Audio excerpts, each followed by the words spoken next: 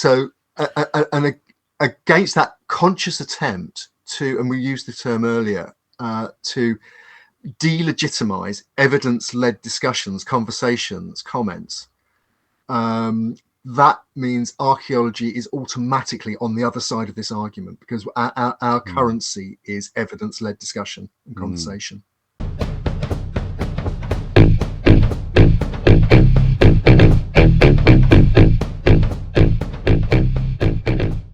Hello and welcome back to Watching Brief for the week of the 11th of November 2024.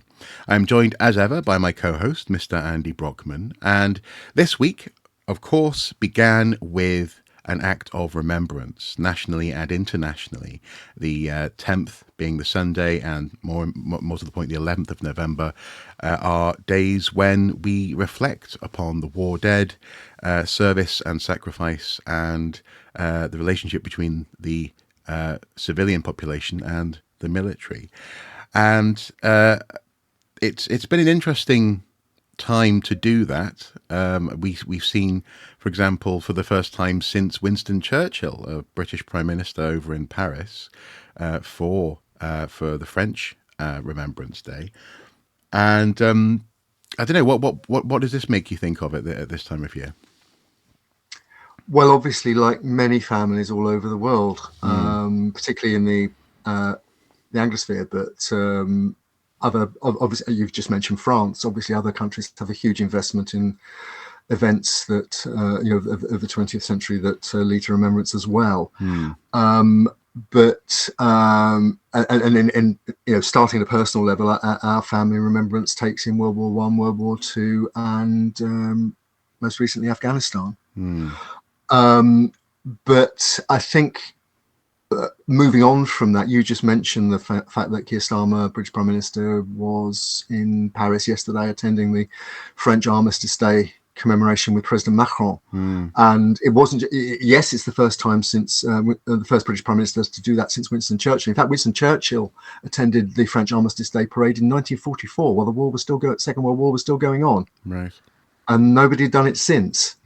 And I think there was a very particular comment being made there, which was that Starmer was looking to Europe at a time when not only is there an aggressive war like World War II being fought on European soil with the Russian invasion of Ukraine, but and the questions that arise over how that will be dealt with under the new Trump administration that was elected last week, but also again connected with that Trump administration, the idea that we remember people who were who fought against aggressive war, imperialism, against fascism, and the totalitarianism that fascism represented, particularly in terms of in terms of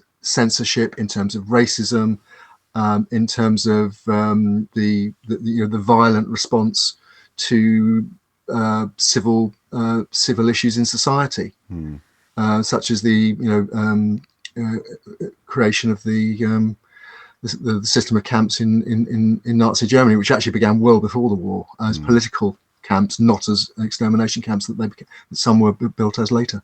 So there's a lot of resonances, I think, this remembrance season, as it were, which maybe haven't been quite as upfront before, although obviously with the Ukraine situation now almost 3 years old, and other situations, there's situations in the Middle East and so on, facing Sudan, South Sudan.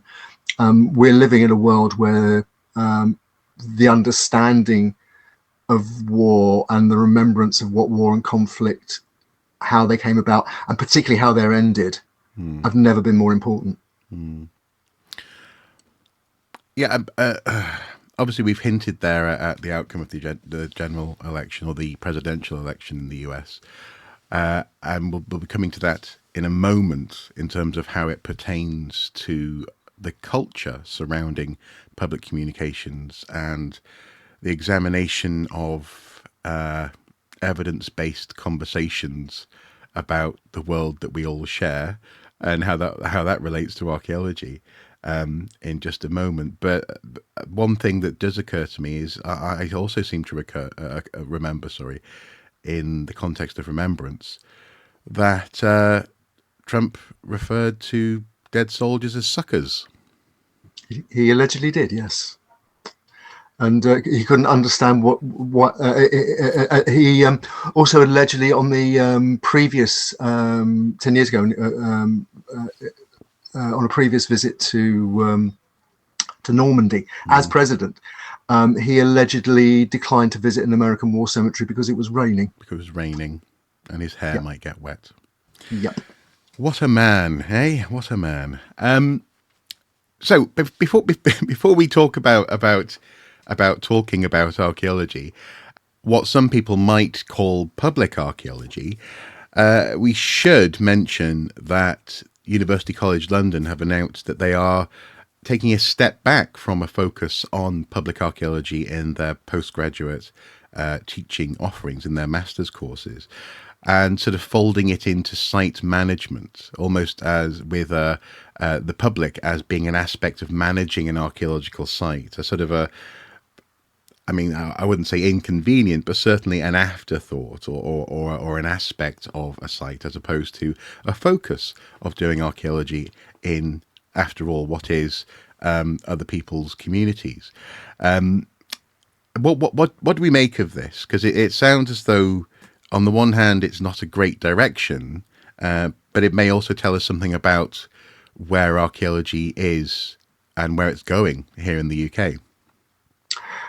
I think it does. And just reaching back to the discussion we've just had about Remembrance, as an archaeologist who specialised in the archaeology of modern conflict, public archaeology is very much a part of that, because those memories, many of those sites that we look at, whether they're civilian sites to do with the Blitz and bombing and sites where people were killed and injured, or buildings that people loved were destroyed and replaced and so on, that's very much, public archaeology is very much part and parcel of that. We're not doing it for ourselves. We're doing it, as you say, within communities, and within communities that have investment in those stories, in those narratives. So that becomes even more poignant, perhaps, if you work, for example, on the Western Front in Belgium and France, which again I've also done. And you stand in the Menin Gate at Ypres, and the last post ceremony happens every night, as it's done every night since the armistice in 1918. Right. And it's very much a public event, and some nights it's sparsely attended, other nights the arch is absolutely crammed with people, and people are spilling outside, because it's such a major focus of a very public remembrance on the part of actually the community that the war was done to, if you like. Ypres was effectively flattened. So this is a very important aspect of what we do as archaeologists and historians working in this sector. And so I think it might explain, at least partially, why there was quite a bit of disquiet on the initially on the Badger Facebook group, British Archaeological Jobs Resource, which for people who maybe aren't aware is one of the main conversation places, gathering places, public squares for certainly British archaeology, mostly professional archaeologists, many archaeologists who work in the developer funded sector, but also academic archaeologists too. And a couple of weeks ago, a rumour, as it then was, broke surface, because this wasn't announced officially. There was no press release. No. The University College London's Institute for Archaeology, which is probably, and I know your people who went to Durham like you might question this statement, but it's probably, having been founded by Sir Mortimer Wheeler and his wife Tessa in the 1930s, it's probably the leading. It's the flagship archaeology department in the UK. In terms of its influence and its worldwide influence. It's one of them. It's one of them. Okay. But and anybody involved in archaeology will have read papers by people who are either part of the institute or have been part of the institute, were trained at the institute, have done postgrad at the institute. It's a very, very influential organization, institution. But the rumor came out that the taught master's degree in public archaeology was to be cut. This year's intake was to be the last. It wasn't. It no longer appeared on the university website. You just got a page error if you tried to Google it on or go to it through the university portal. And it then transpired that well, yes, this appeared to be true, and a statement was appeared on Badger in the name of Professor Kevin MacDonald, who's the director of the Institute for Archaeology at the moment. Now, that was being quoted on Badger. It wasn't sourced. It certainly didn't come from a press release. So before we could talk about it, we had to verify it. And I contacted the UCL press office and quoted the statement that had appeared on Badger under Professor MacDonald's name and asked them if it was accurate. And they confirmed it was. So for what it's worth, this is what effectively it's the official position of the Institute for Archaeology. And I'm quoting here directly. We can confirm that the MA in Public Archaeology will no longer be offered by the UCL Institute of Archaeology. It was cancelled consensually due to very low recruitment. Elements of the public archaeology degree are being incorporated into a renewed and retitled Managing Archaeological Sites degree, which we anticipate will be launched in 2026-27 academic year. And then Professor MacDonald added, I hope this will go some way towards assuaging the concerns dropped into my inbox. Restructuring, of course, may not entirely meet anyone's wishes, but it's a valid option in an educational system under economic stress. And I think there's some very interesting nuancing there going on, which you might want to pick up, I think. Yeah, it's interesting. I mean, initially, the publication of the quote or quotes actually were, as you say, was a little bit ambiguous. It wasn't entirely clear if that second portion was Badger's addition to what he said or not. So it would have been better if this could have been a press release or a screen grabbed quote, maybe even on his social media or something. Who knows? But anyway, it was good. It was good to get some sort of clarity, because initially I actually messaged you. I said, "Have you heard about this?" And you're like, "Oh no," and various other people were similar. I messaged a few people who were caught out by it, but I can't help, because of the work that we've been doing over these many years now. I can't help but see an unfortunate boiling of the frog scenario going on here. We know that people who we can't name, but we have more or less sourced accurately, have said in the past that they're more or less happy to see university departments close, because that's just c'est la vie. Oh, it's just the state of the archaeological world that we're in. Even though some of these people are ostensibly there to encourage public understanding of archaeology. I think I've been vague enough there, and we're fine. But and the only reason why I'm being vague, folks, just to be clear, is because of double and triple sourcing of quotes. So we we're fairly sure someone said it, but we can't be absolutely certain. But nonetheless, this strong indication that we're aware of is one that runs quite well in parallel with other movements and attitudes within certainly the commercial sector of archaeology, whereby there are senior folks who believe that we don't really need higher education and postgraduate education in all archaeology, and actually it could be fine to have some archaeologists who are educated to that status, that level, and simply bring in people at an undergraduate level before they even go off to uni, maybe even not going to uni at all, as trainee diggers on site. So essentially, I'm concerned that it's another step towards, and just a sort of tacit acceptance of the idea that higher education for archaeologists is for some, but actually it's not necessary for archaeology. And to a certain extent, that is absolutely true. It is absolutely true, but it's interesting how little pushback it's being given, and the wording, that this is a valid option in an educational system under economic stress, is one where it leaves little space for the idea that anyone has pushed back against this. This isn't like Sheffield, where we saw people coming out and saying, we don't want this to happen, we really value this course, so on and so forth.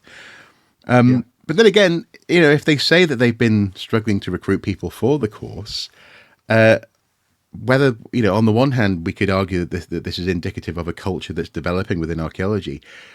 Another way of saying that is simply to say this is now a direction that archaeology is going in. This is archaeology in the 21st century, perhaps.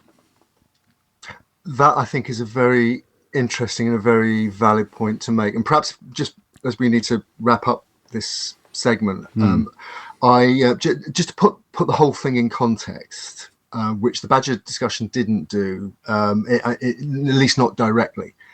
I asked some supplementary questions of the UCL press office.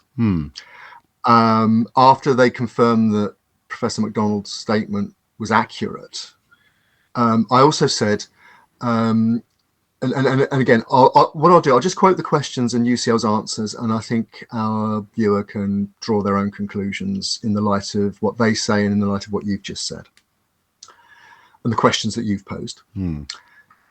Firstly, I said, given the importance of employment opportunities for graduates and the strategic importance of a pipeline of properly qualified people entering the archaeological profession, were any outside bodies with an interest in public-facing archaeology, such as the Department for Culture, Media and Sport, Historic England, English Heritage, the Council for British Archaeology, or others, consulted about the implications of cutting the course before the decision was made to end the MA in Public Archaeology? The response from UCL: this is one of more than 10 master's degrees offered by the Institute of Archaeology and was recruiting fewer than 5 students a year at its closure. I then said, will the cancellation of the MA in Public Archaeology and the suggestion that any replacement of course elements will not be in place for at least a year result in any full or part-time posts being put at risk? And if so, how many? They said, no jobs are at risk because of the cancellation.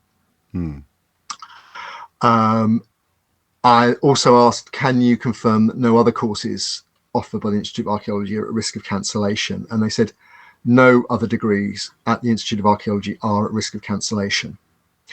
And then going back to the chunky question about the place of public-facing archaeology, I said, how does UCL respond to the criticism that with public-facing archaeology a key component of the archaeology and heritage sector, which the Historic England Heritage Count survey states accounted for a contribution of 44.9 billion in gross value added to the UK economy in 2022 and employs over 500,000 people? Does cancelling the MA in Public Archaeology represent a failure of UCL to properly support and market the course and a retreat from one of the key areas of potential growth in archaeology and archaeological practice? They responded, the key aspects of the degree will continue to be taught at master's level at the Institute of Archaeology. Right.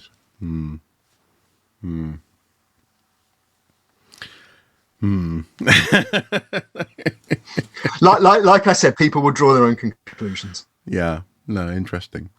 Well, yeah, we'll keep on monitoring this sort of thing, and also as well, if you guys have any insight into this or other situations unfolding in other departments, do let us know.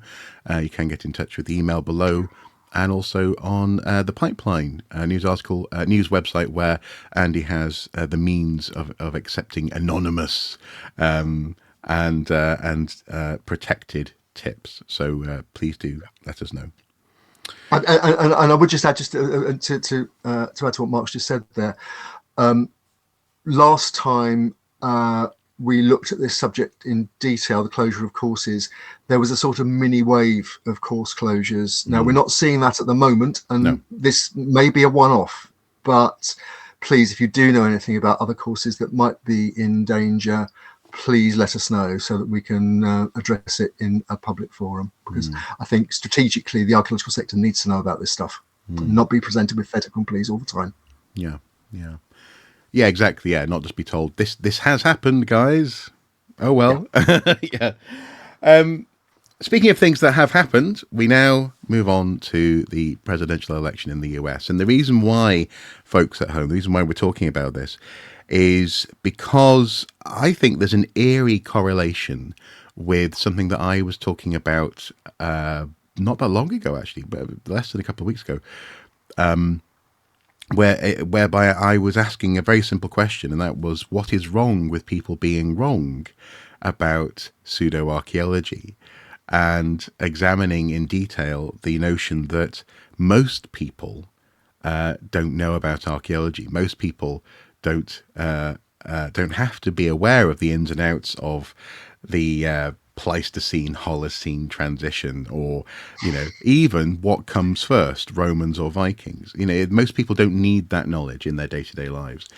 And this was echoed on the morning following the US election, when I was watching a live stream by the Rest is Politics YouTube and podcast outlet, where Dominic Sandbrook, the historian, was saying that most people, unless they're political nerds, do not know much about politics. They don't have to know much about politics. Most people vote based on how they feel in the moment.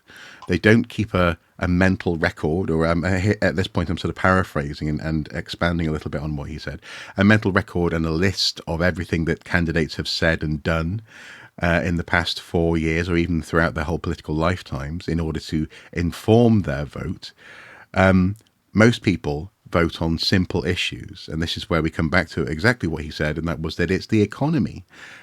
People who were reporting on why they voted the way they did in this election talked about their own pockets, their own bank accounts, and also as well migration, with other aspects coming into it as well. There's been a sort of a Gen Z, slightly misogynistic jump, it seems, towards, as they say, the manosphere online.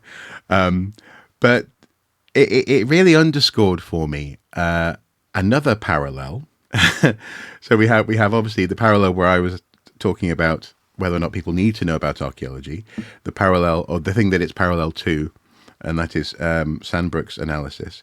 But also as well the fact that all of this is pertinent in the context of a broader conversation that we've been having in archaeology for the past year, perhaps, certainly the past month in earnest, and that is with regards to pseudo-archaeology, figures like Graham Hancock and Ancient Apocalypse, specifically on Netflix, the TV series. Because what we've seen since that second season came out has been another appearance by Hancock on Joe Rogan's podcast, where Hancock was given free rein to amend the record as he saw fit. The balance was gone. And again, most people don't feel the need to be exposed to any more Flint Dibble in that sense, or certainly not Joe. The Joe Rogan show didn't feel obliged to invite him on to say his piece, and so it just throws up in the air this big question mark, and that is, how do we talk to most people? How do we actually get most people to even want to listen, never mind actually being convinced of conversations that we're having about real archaeology, real history, and yes, dare I say it, not the value of not electing someone whose members of the former members of their cabinet has described as having fascist tendencies.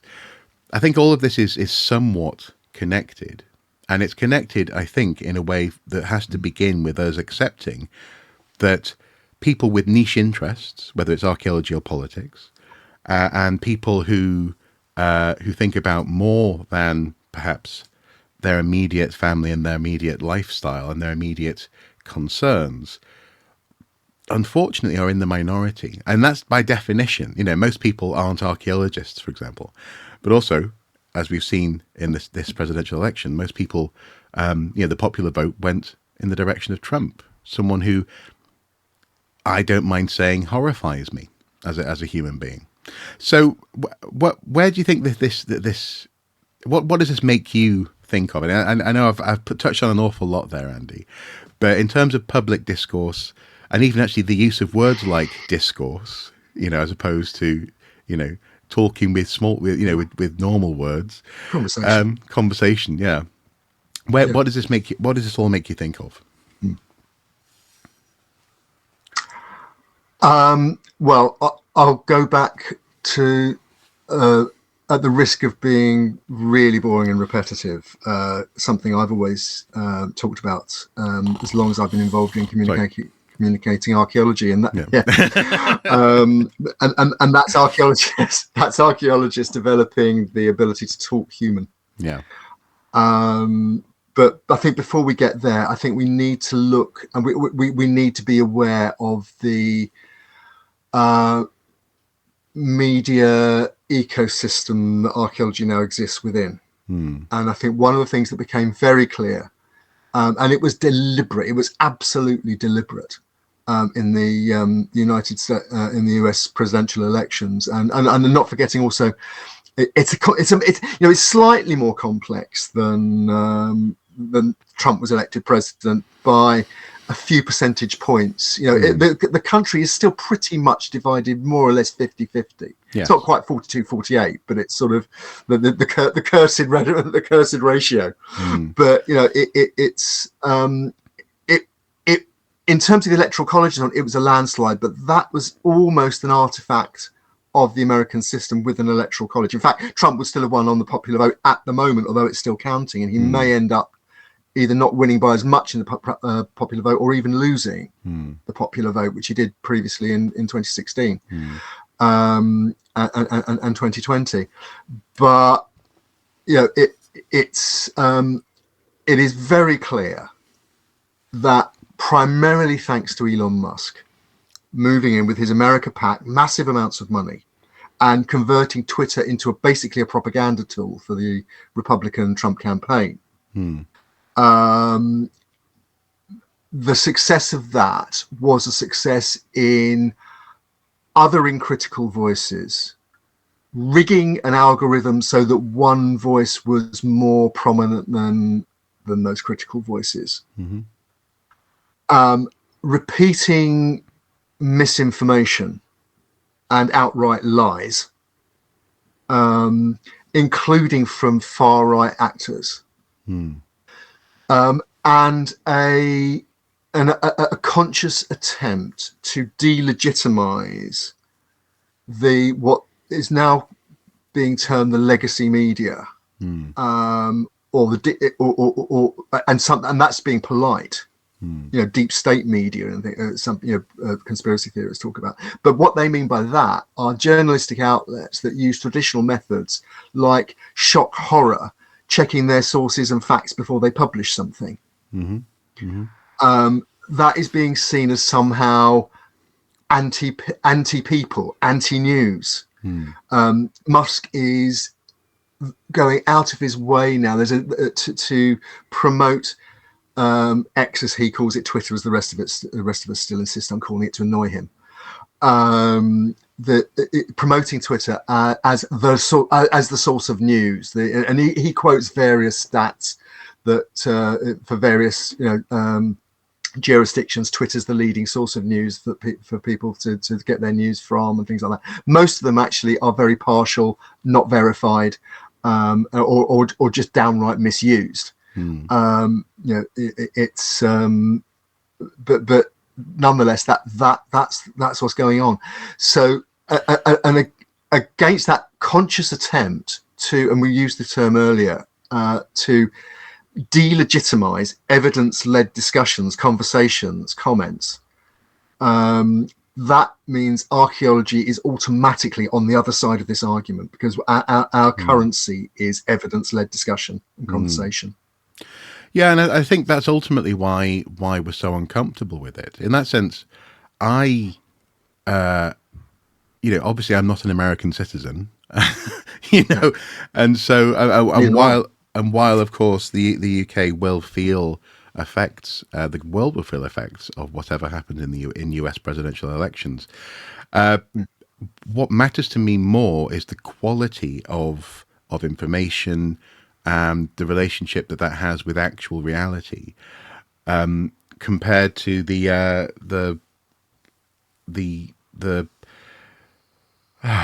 for example, there's no evidence that teachers are randomly performing sex change operations in schools. Yet Trump repeated that allegation over and over again. And this idea that what you say, or what certain people say, should be taken as truth, or should be taken as, in the most mealy-mouthed way of putting this, just asking questions. Just asking questions. Yeah. Well, actually, it's not. It's just asking questions, is it? It's actually scraping at a shared framework in which we might be able to have a conversation about the real world.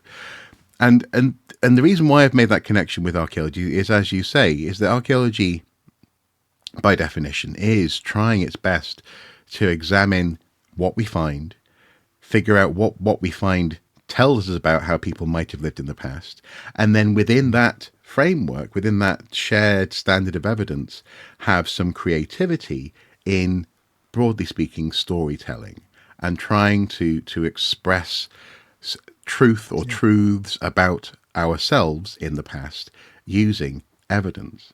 Once you start throwing it out the window, it becomes very messy. Anyone can say anything. Anything is true.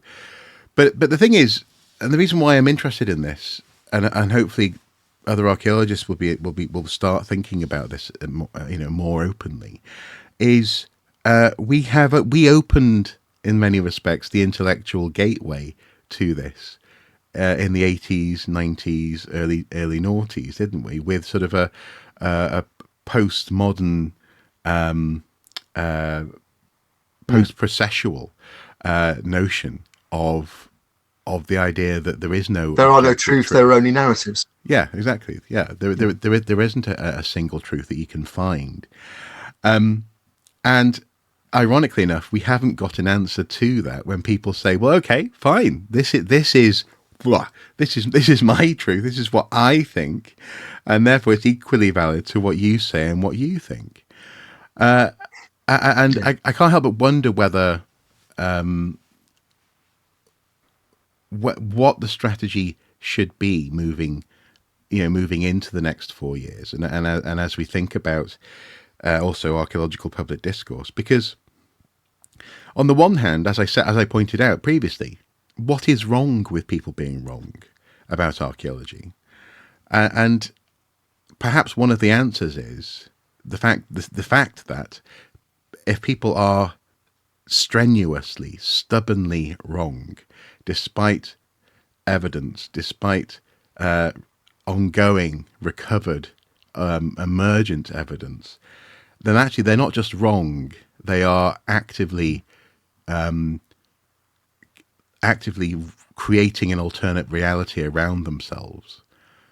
And just because a lot of people might share that, or a version of that alternative reality, doesn't make it real. I think that's ultimately why I'm uncomfortable. I'd come at it from a more practical point of view, which is that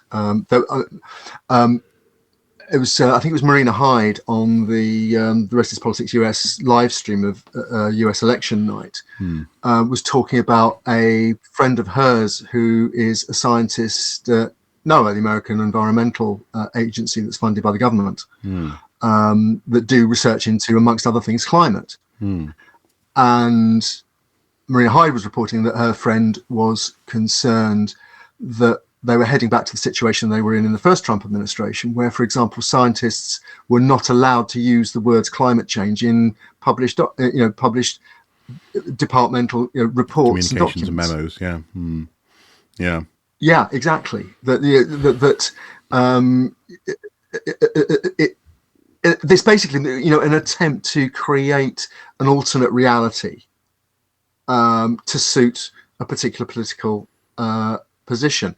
So, and there will be colleagues of ours in American institutions like the National Park Service and so on who will be facing this if this is what happens. And archaeology is nothing if it's not international, in terms that we talk to each other all the time, we go to each other's conferences and so on, and we could conceivably be in a situation where we're dealing with our American colleagues in the way that we used to deal with colleagues from the Eastern Bloc before the fall of the wall in 1989, and that there are going to be Samizdat papers coming out of America that say things that aren't allowed to be said publicly. Yeah. So that's one thing we could be looking at. Obviously, two other quick points I would make. One specifically about America, which is that according to statements that have been published in the last few days and haven't been contradicted, the Trump White House will carry out the stated aim of abolishing the Department for Education, American Department of Education.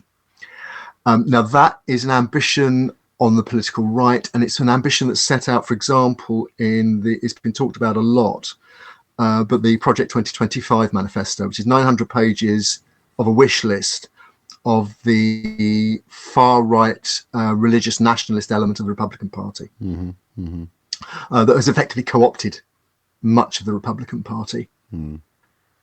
And the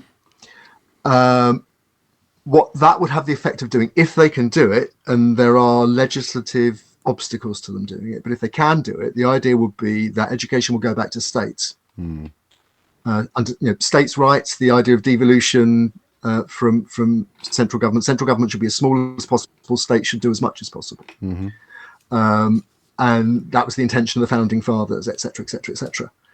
And that would have the effect of not only having a significant impact on federally funded programs, for example, programs for children and young people with special educational needs, but also things to do with curriculum.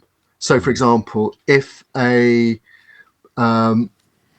state government, a state legislature, the governor and state senate wanted to introduce, for example, school prayer, and so that arguably could happen if it wanted to change the curriculum to remove books that quote Darwin from school libraries, and that intelligent design should be quoted as an equal theory to the theory of evolution. They can do that. And obviously that and if somebody wants to put Graham Hancock's Ancient Apocalypse of the Americas on the school curriculum, they could do that. Yeah. Or his book about faces on Mars, Yeah, exactly. Exactly. So that Elon's prepared when he finally gets there. It can't come soon enough, as far as I'm concerned. As soon as he's off this planet on another one, the better. No, I'm being facetious there. But actually, going back to Elon, I think there's another reason why UK archaeologists need to be absolutely on this, and that is that Elon Musk has already set his sights on the Starmer government. He was retweeting disinformation and lies during the summer riots following the Southport stabbings. The so-called Farage riots, yes. You might say that. I couldn't possibly comment. Mr. Farage would be extremely annoyed to hear them called the Farage riots. Yes. He would deny any responsibility whatsoever. Yeah. But Nigel Farage moves in that Trumpian world. I think he likes to pretend he's closer to the orbit of the black hole at the center of it than, or perhaps the orange hole at the center of it, than he actually is. But he went on the record in an interview saying that the kind of destruction of government apparatus and the sacking of civil servants was what we needed to see in the UK.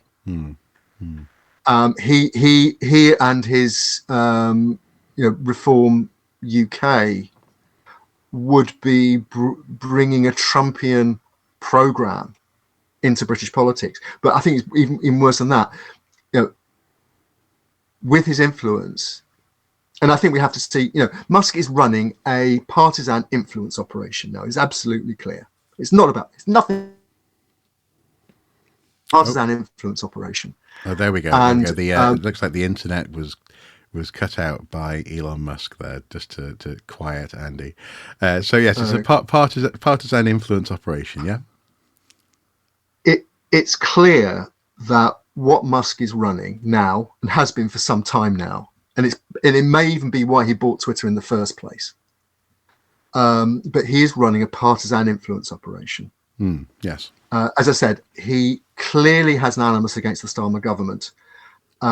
Partly it's because he perceives it as, well, as he said, extreme left wing, which is laughable for anyone who knows anything about Labour Party politics. But the other thing about Elon's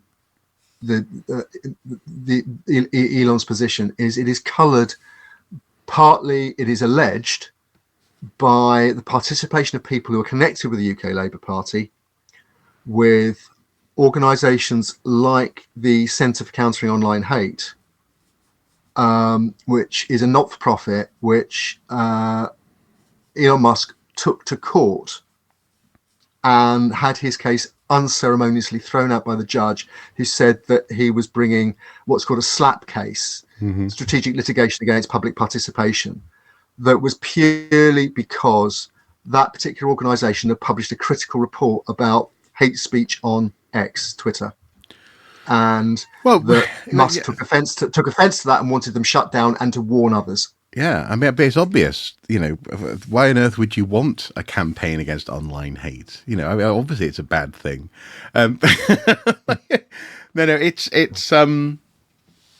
yeah, this is the ecosystem that we are operating in. We, as people who are recording things for you to watch on the internet, but also people's lives are unfolding in the context of it's not just a digital space anymore. It absolutely now is going to be stalking the corridors of power in Washington. So, and in that sense, I make no apologies for connecting the two, the presidential election and conversations about pseudo-archaeology, because I think, as I say, the common thread here is the clawing at shared objective evidence-based conversations. What some people used to call facts, but ultimately facts are debatable these days, and it leads you to wonder how we continue talking about, for example, new archaeological discoveries. If and we've sort of been seeing this anyway, as whenever something turns up that talks about, for example, people from Africa in the medieval world coming into Northern Europe, folks freak out online. So a certain group of people freak out online and start deploying their own versions of facts and evidence and so on and so forth.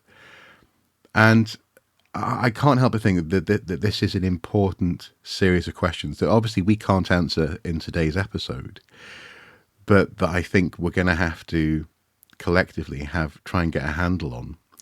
And I think part of it has to be the ability to talk in a way which ultimately isn't seen as being patronizing or isn't it isn't actually condescending, because I do think that some of the stuff that surrounded for example, the Joe Rogan Flint Dibble conversation and its fallout did fall into a characterization of an audience or an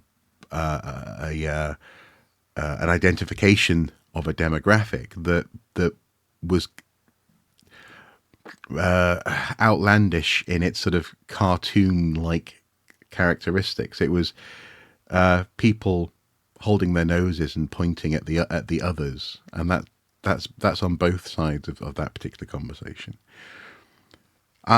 So I don't know. I suppose one final thing I would say is that yes, I do feel strongly for my colleagues in the US, and also people who I know from the US in general, both living here and living in the US. It's been a difficult week. We've been dealing with, for example, here we've been dealing with friends and family who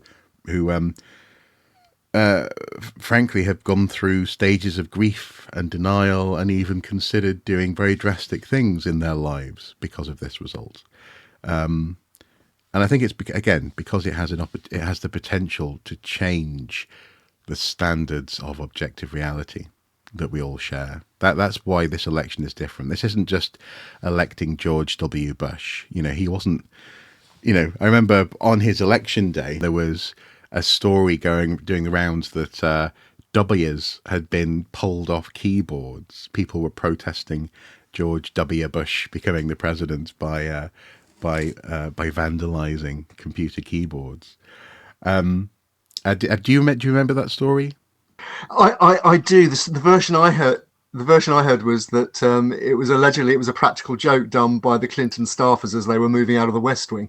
Right. So that when W's people moved in, they found that none of their computer keyboards had a W on. Yeah. W for W for win as well. Yeah. And of course, we've seen similar things happening in the UK. 2010, there was the joke that used to be left for incoming chancellors that there's no money left, being taken extremely seriously. And actually, to this day, some people think that was that basically no government since has left that note because it was deployed as an effective political tool. And so some of this stuff is normal. Some of this sort of post-election rumbling, grumbling, getting used to the idea that the other side, whoever the other side is, have won, is normal, and that those people are going to set up an administration. But in this instance, based on what we've seen in the past week with friends and colleagues, it is different. When the incoming president's former cabinet, 40 members out of 44, saying that he's unfit to be president, then something serious is happening, and it has to be acknowledged, I think. And a former CIA director saying that he is potentially a Russian asset. Absolutely, that he's potentially a Russian asset. I believe that there have been high-level meetings in the Pentagon actually already examining the implications of an incoming Trump presidency and administration. Do you have any final thoughts on this? I think all of that is very, very serious, but it's to some extent it's also political soap opera. There's a lot of smoke and mirrors going on, from both sides, to be frank, because as we said earlier, America is almost equally divided in terms of the vote. But on the other hand, President-elect Trump undoubtedly has a mandate which he's entitled to carry forward. At the same time, people are entitled to oppose it. Just because you lose an election doesn't mean you stop arguing for the things that you believe in. In her concession speech, Kamala Harris said exactly that. So and certainly the American political cycle will move on now to the confirmations or not in the run up to January 20th, when at midday, when Trump becomes president. He's appointed some cabinet members who are currently serving congressmen, I think it is, which means that there'll be what in the UK we call by-elections. And the midterm elections, they'll probably start campaigning for the midterm elections in about 6 months' time, given the American political cycle.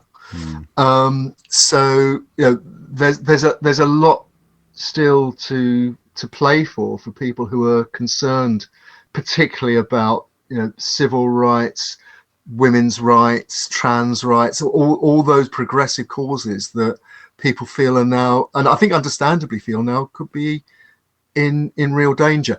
But there's one other thing, and I it's because of what I am and what I do and what we do.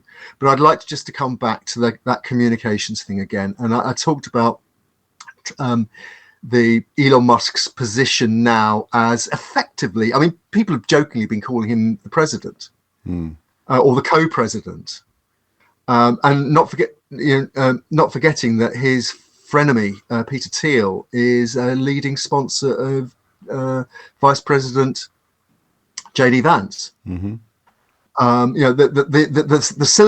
The hard right Silicon Valley tech bros are inside the White House. And I mentioned them earlier. I think I got the name slightly wrong. In fact, it's the Centre for Countering Digital Hate. And we'll post the link because their work is really well worth following. But they've been publishing a number of reports on Musk and the influence of Musk on American politics, which is because some of the people connected with it were also connected at one stage with the UK Labour Party, explains why British archaeologists, the British, have skin in this game, because we could be next on the hit list.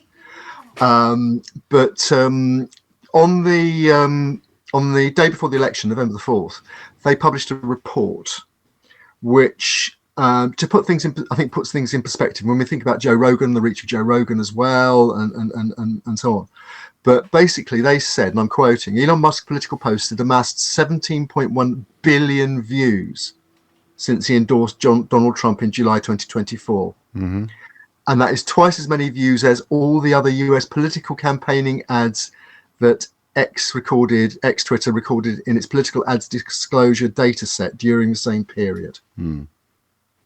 And the Centre for Countering Digital Hate studied Musk's posts and estimated it will cost a political campaign $24 million to run ads reaching as many views as Musk's post did. And I think this is the one that's really scary. And it shows us what we're up against as archaeologists and anybody, members of communities, who believe in that evidence-led discussion and decision-making by ourselves and by the people that govern us.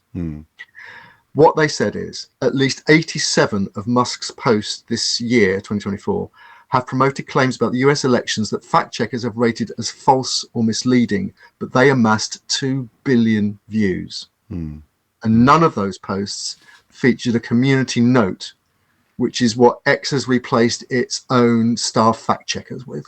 2 billion views of 87 false or misleading claims with no comeback, with no moderation. That's what we're up against. Yeah. Well, on that cheery note, this supposed half-hour episode will come to an end, and we shall see you next week with hopefully something else.